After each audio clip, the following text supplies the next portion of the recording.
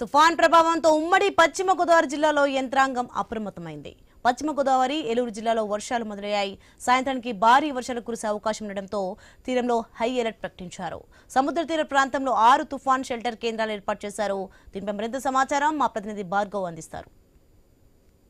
ప్రభావంతో ఉమ్మడి పశ్చిమ గోదావరి జిల్లా వ్యాప్తంగా కూడా వర్షాలు ప్రారంభమయ్యాయి. ఈరోజు సాయంత్రానికి భారీ వర్షాలకు కూడా కురిసేటువంటి అవకాశం ఉందంటూ వాతావరణ శాఖ హెచ్చరికలు జారీ చేసినప్పటిలో జిల్లా వ్యాప్తంగా కూడా ఉన్నతాధికారులు అప్రమత్తమయ్యారు. అటు జిల్లా కలెక్టర్ నాగరాణి కూడా ప్రస్తుతం నరసాపురం తీర ప్రాంతాల్లో ఉన్నటువంటి ముంపు ప్రాంతాలు ఏవైతే ఉన్నాయో ఆ ప్రజలను అప్రమత్తం చేస్తూ అక్కడ పర్యటనలు కూడా కొనసాగిస్తున్నారు. అలాగే ఏలూరు జిల్లాకు సంబంధించి కూడా జిల్లా కలెక్టర్ వెట్రిసెల్వి ఏలూరులో కంట్రోల్ రూమ్ని ఏర్పాటు చేసి జిల్లాలో ఉన్న పరిస్థితులను కూడా పూర్తిగా ఆమె ఎప్పటికప్పుడు పరిస్థితులను సమీక్షిస్తూ జిల్లా ఇన్ఛార్జ్ మంత్రి నాదెండ్ల మనోహర్కు కూడా సమీక్షలో తెలియజేస్తున్న పరిస్థితి కూడా ఉంది. ప్రస్తుతం ఏలూరులో మనం చూస్తున్నాం.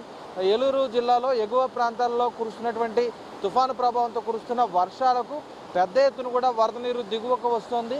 అవంతా కూడా ఏలూరు మీదుగా ఉప్పొంగి లాకులు దిగువన కొల్లేరు ప్రాంతంలోకి కలిసేందుకు కూడా పరవళ్ళు తొక్కుతున్నటువంటి పరిస్థితి కూడా ఉంది. అలాగే ఎగువ ఉన్నటువంటి ఏజెన్సీ గ్రామాల్లో కూడా అటు కుక్కునూరు, వేలేరుపాడు, బుట్టాయిగూడెం, కొయ్యలగూడెం వంటి ప్రాంతాల్లో కూడా వర్షాలు ప్రారంభమయ్యాయి. ఇక జిల్లాలో ఎక్కడా కూడా ఇటువంటి అవాంఛనీయ ఘటనలు జరగకుండా ముందస్తు హెచ్చరికలు కూడా జారీ చేశారు. ప్రధానంగా కుక్కునూరు ఏజెన్సీలో ఉన్నటువంటి పడవకు సంబంధించినటువంటి ఫెర్రీ ఏదైతే ఉందో ఆ ఫెర్రీ రాకపోకలను కూడా నిలిపివేశారు. అవతల కోనవరం, ఈస్ట్ గోదావరి అల్లూరు జిల్లా కోనవరం వైపు వెళ్ళే ఫెర్రీ రేవును కూడా నిలిపివేయడం అయితే జరిగింది. అలాగే పశ్చిమ గోదావరి జిల్లాలో కనుక చూసుకుంటే ప్రధానంగా నరసాపురం, మొగల్తూరు మండలాల్లో 19 కిలోమీటర్ల మేర సముద్ర తీరం ఉంది.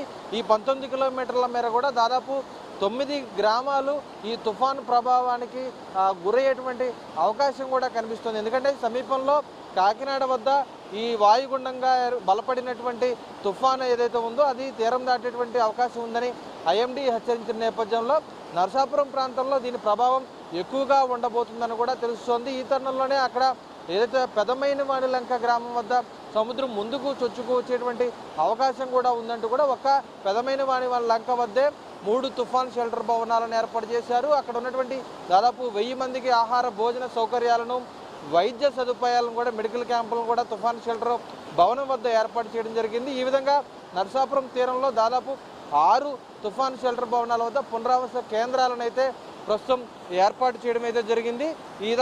ఎక్కడా కూడా ఈరోజు సాయంత్రానికి వర్షాల ప్రభావం పెరుగుతుంది. అటు పశ్చిమ గోదావరి జిల్లా రెడ్ అలర్ట్లో ఉంది. అలాగే ఏలూరు జిల్లా కూడా ఆరెంజ్ అలర్ట్లో ఉంది. కాబట్టి రేపు ఇంకా విస్తృతంగా కూడా వర్షాలు పెరిగేటువంటి అవకాశం కూడా ఉంది. రేపు రాత్రికి తీరం దాటేటువంటి అవకాశం కాబట్టి ప్రజలు మరొక 3 రోజుల పాటు కూడా అప్రమత్తంగా ఉండాలంటూ ఉమ్మడి జిల్లా వ్యాప్తంగా కూడా విద్యా సంస్థలు, పాఠశాలలు, అలాగే కళాశాలలకు కూడా సెలవులు ప్రకటించడం జరిగింది. అధికారులు ఎవరు సెలవులపై వెళ్ళొద్దు, అందరూ కూడా విధుల్లో ఉండాలంటూ కూడా ఆదేశాలు జారీ చేయడం జరిగింది. ప్రధానంగా రైతులు, ప్రజలు ఎవరు కూడా పొలాల్లో చెట్ల కింద ఉండవద్దని, అలాగే హోర్డింగ్లు కూడా కూలిపోయేటువంటి అవకాశం ఉన్న నేపథ్యంలో ఆయా ప్రాంతాల్లో బయట ఎవరు కూడా తిరగవద్దు, అత్యవసరం అయితే తప్ప ప్రజలు బయటికి వెళ్ళాలంటూ కూడా అధికార యంత్రాంగం హెచ్చరికలు జారీ చేస్తుంది. ఓవైపు సీఎం చంద్రబాబు కూడా సమీక్ష సమావేశం నిర్వహించి వీడియో కాన్ఫరెన్స్ ద్వారా కలెక్టర్లతో మాట్లాడడం కూడా జరిగిన నేపథ్యంలో ఏదైతే రెడ్ అలర్ట్, రెడ్ జోన్ ప్రాంతాలు ఏవైతే ఉన్నాయో అక్కడ మాత్రం ఎప్పటికప్పుడు ప్రతి నిమిషం కూడా సమాచారం తమకు చేరవేయాలనేది కూడా